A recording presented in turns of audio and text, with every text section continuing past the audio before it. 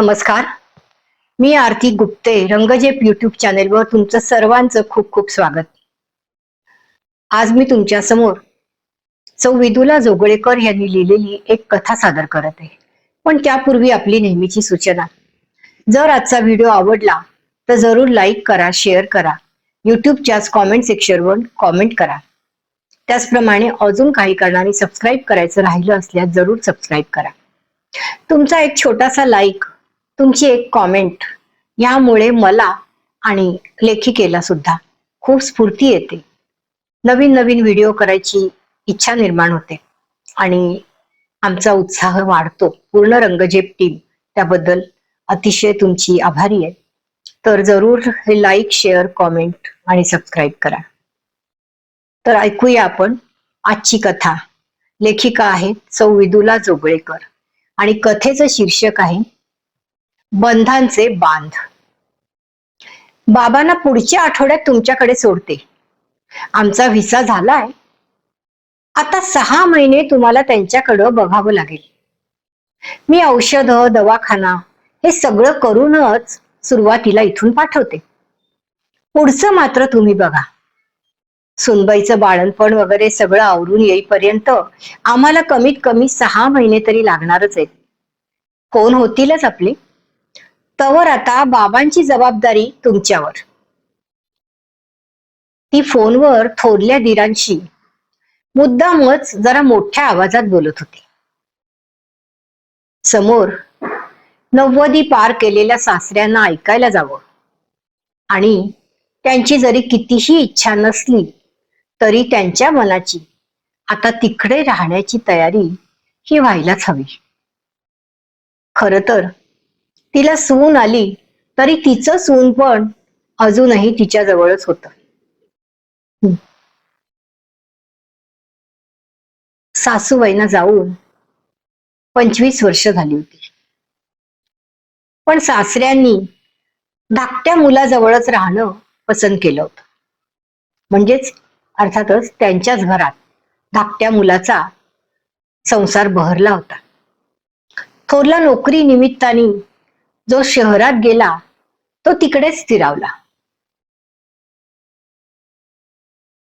मग वेळच्या वेळी खाणं पिणं, औषध पाणी ह्या पलीकडे तसं त्यांचा काही लेक सुनेला त्रास नव्हता. त्यांची स्वतःची चांगली पेन्शन होती. त्यामुळे त्यांचा आर्थिक बोजा देखील कोणावरही नव्हता. पण उभं आयुष्य ह्या घरात गेलं होतं. अगदी सगळी सुख दुःख झेलताना या वास्तूचा आधार वाटत होता. घर माणसांशी जन्मभराचे बांधलेले ऋणानुबंध आता ह्या वयात म्हणजे 90 मध्ये त्यांच्याकडून सहजासहजी तोडणं किंवा बाजूस सारून नव्याने जोडणं भावनिक दृष्ट्या अशक्यच होतं. वयाच्या ह्या टप्प्यावर आलेल्या शारीरिक मर्यादांमुळे आता नव्या ठिकाणी जाऊन रुजणं देखील तसं अवघडच होतं.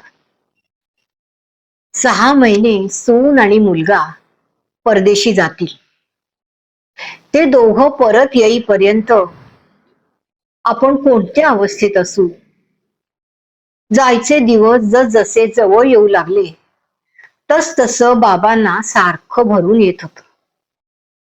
आराम खुर्चीत बसल्या बसल्या त्यांचे डोळे भरून येत. नाकातून पाणी गळे. सुनेचं लक्ष गेलं की ती एकदम चिडायची. असं भरल्या घरात रडताय का बाबा?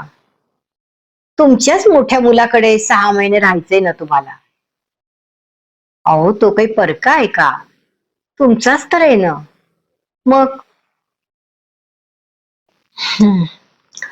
यापेक्षा लोक परदेशी जाताना घरातल्या वृद्धांची सोय आजकाल ओल्ड एज होम मध्ये करून जातात. हो, आम्ही तर तुम्हाला फक्त तुमच्याच मुलाकडे पाठवतोय ना. तिचं चिडणं साहजिकच होतं. आता घरातल्या वृद्धत्वामुळे तिच्या हिंडण्या फिरण्यावर नेहमी म्हणजे अगदी कायमच बंधनं आली होती. बाहेर पडताना आधी त्यांची सगळी व्यवस्थित सोय झाल्याखेरीज तशी ती कधीच बाहेर पडली नव्हती. पण ह्या वेळचा कालावधी फार मोठा होता आणि वृद्धत्व अगदीच पक्व झालेलं होतं. तिची द्विधा मनस्थिती, मोकळेपणाने येत्या नव्या पिढीचे ती स्वागतही करू शकत नव्हती आणि इतक्या वर्षांपासूनचे हे जुने पाश असे झटक्यात तोडूही शकत नव्हती. तू मला सोडून नको जाऊस ग. माझे आता फार काही दिवस उरले नाहीत. माझ्या पोटच्या मुलांपेक्षाही तू माझं मायेने आजवर केलंस. तुला सोडून मला कुठं जायचं नाही.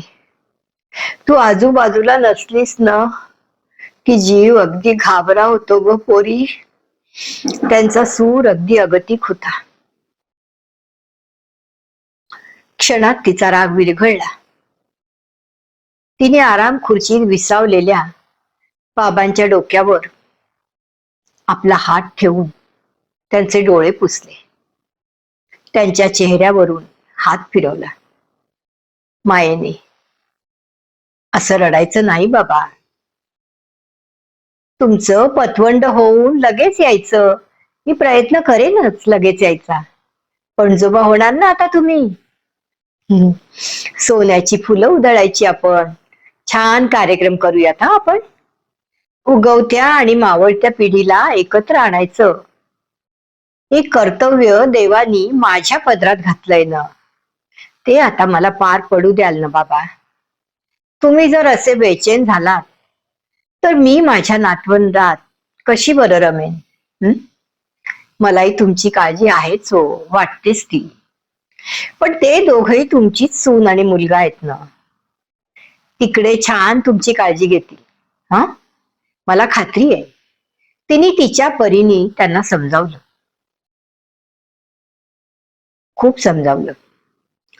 बाबा फिक्कट हसले. हो बेटा, आता नाही वाईट वाटून घेणार मी.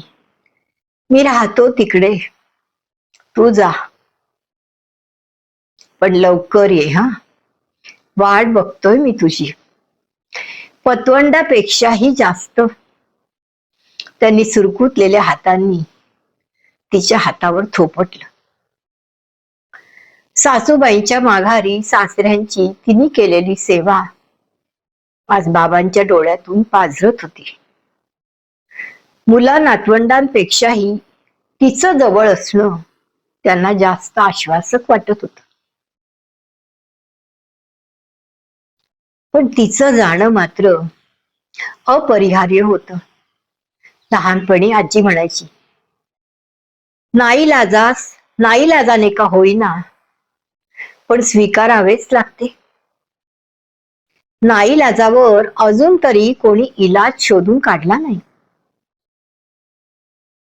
खरंच किती खरंय ना. तिला एकाच वेळी हा पक्व धागा घट्ट धरू पाहत होता आणि दूर परदेशी कोवळा अंकुर तिला साथ घालत होता. आजवरच्या संसारातील सारी साय दाटसर झाली होती आणि साईची स्निग्धता सगळ्यांना अगदी हवी हवीशीच वाटते. बंधांचे पाश असेच तर दृढ होत जातात. एकाच वेळी तिचं हे अस्तित्व असं किती ठिकाणी विभागलं होतं. ते सगळ्यांना हवं हवंसं वाटत होतं. या पिढीतून त्या पिढीपर्यंत स्निग्धांश पोचवायला तीही आतुरली होती. बंधांचे बांध कधी जाचक नसतात. नीट निभावले तर ते पुढच्या पिढीसाठी नक्कीच सूचक आणि रोचक ठरतात. खर तर ती आज जीवनाबद्दल अतिशय अत्यंत कृतार्थ होती, कृतकृत्य होती. धन्यवाद. लेखिका आहेत सौ विदुला जोगळेकर. सबस्क्राईब केल्याबद्दल आणि लाईक कॉमेंट केल्याबद्दल खूप धन्यवाद.